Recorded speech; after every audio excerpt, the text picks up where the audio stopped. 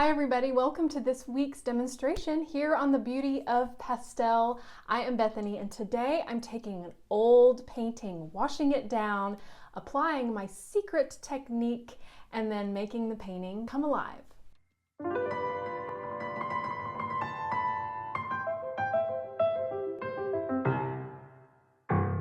Here is the painting that we're going to be painting over. Kind of a muddy, messy, there's just not really a strong focal point, and so I've kept the paper just because I don't like throwing it away, and I am applying a liberal amount of rubbing alcohol on the surface just to kind of swirl this pastel away. If you don't like the thickness of the pastel on your if you have a failed piece that you want to try to save the paper, then go ahead and brush off as much pastel as you can, and then you can apply the alcohol. I didn't brush off the pastel, and so I'm just kind of almost painting with this pigment that's on the paper, just mixing these colors together. Of course, they're making kind of a gray. In some ways, sometimes whenever I have a piece like this, it's just an accidental happy painting that really I wouldn't have painted this had I not had a failed piece. I always like to save the paper because you never know what inspiration is going to strike and that you're going to create. Before I start applying the acrylic ink, I'm going to mark my painting with the reference photo, and you see it pop up right there. This is the one that I'm using for this painting.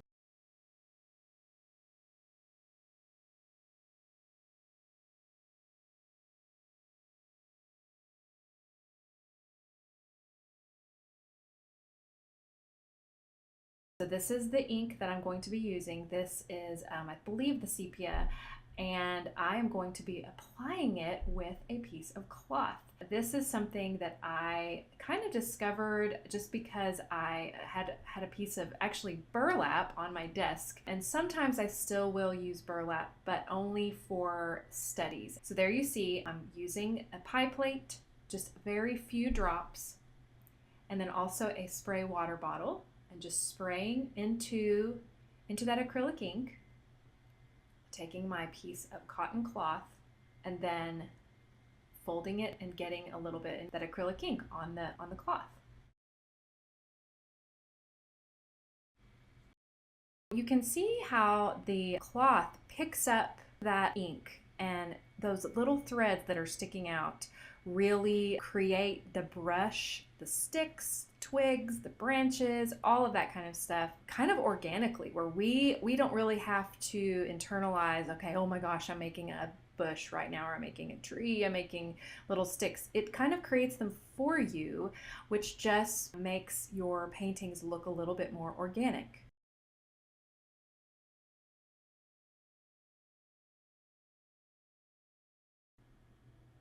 Then you can lightly just tap, tap, tap there in the distance on those distant trees. And then I think I reloaded here. I ran out of ink, and so you don't want to put too much water in it because water does affect unmounted UArt.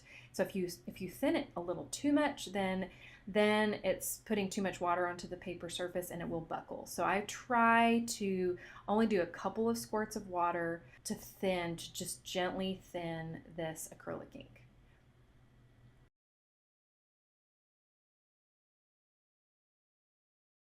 So this is a dark, muted, grayed turquoise. And my main thinking during this whole process after the acrylic ink underpainting was restraint, because I really loved the underpainting that I accidentally made with the slurry of the old painting. That's, like I said, it's something that I wouldn't have paper like this. I wouldn't have had this tone if I hadn't messed up. Sometimes things are meant to be, and I ended up really loving this piece.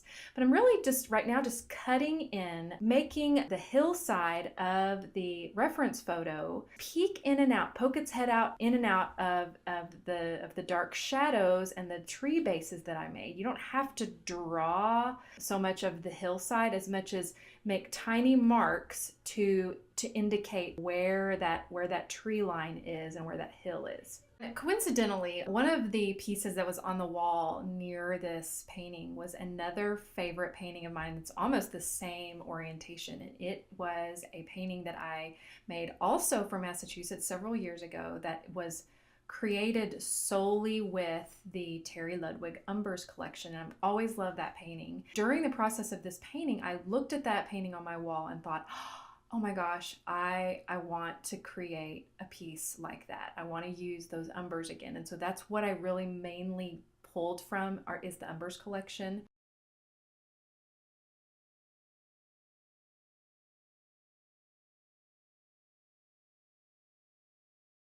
I used a slightly lighter version for the snow, and then I used greens in my sky, a cool green and a warmer green in the base. And green isn't something we think about using for a sky. I wanted to create this, what I said, like kind of a nocturne scene, and greens are beautiful for that, and working in a little bit of turquoise to emulate the snow on the ground. And that way, this reference photo is a really bright blue day. I love, one of my favorite things to do is take a reference and change it. You can make any time of day with any reference that you have. All we are doing is putting the shape of the land, the shape of the trees, the shapes in the water, the shapes of a path, the shapes of a canyon wall. And then after that, once we have that base down, it is up to us, and we can change anything about it. Whenever I talk about this, sometimes it's a hard concept to grasp, especially if you're new to painting, because you don't know the colors to choose. People say, but how did you know to use that color? How did you know to use the green? How did you know to pull that brown down into the water? And that is through observation. What did the masters use? How did they convey evening? How did they convey twilight? So this piece, it was a happy accident. If I hadn't saved this piece of paper, if I hadn't put it aside for me to wash out that old pastel, I wouldn't have probably created it. It wouldn't have had the same mood because it wouldn't have been a toned piece. This piece is a little darker and moodier because of that first initial slurry of pastel.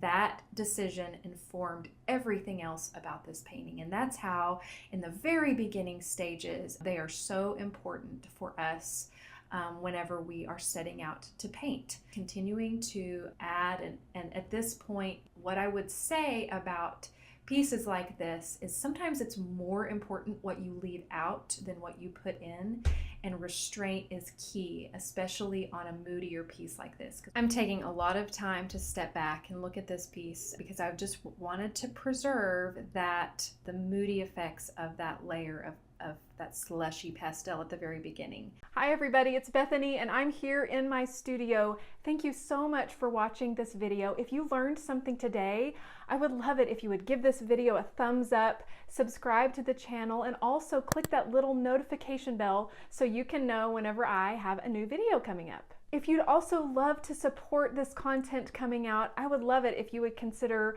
visiting my Patreon page. The link is below. I'm so excited to be bringing these lessons to you weekly, and I hope you're excited too. Bye.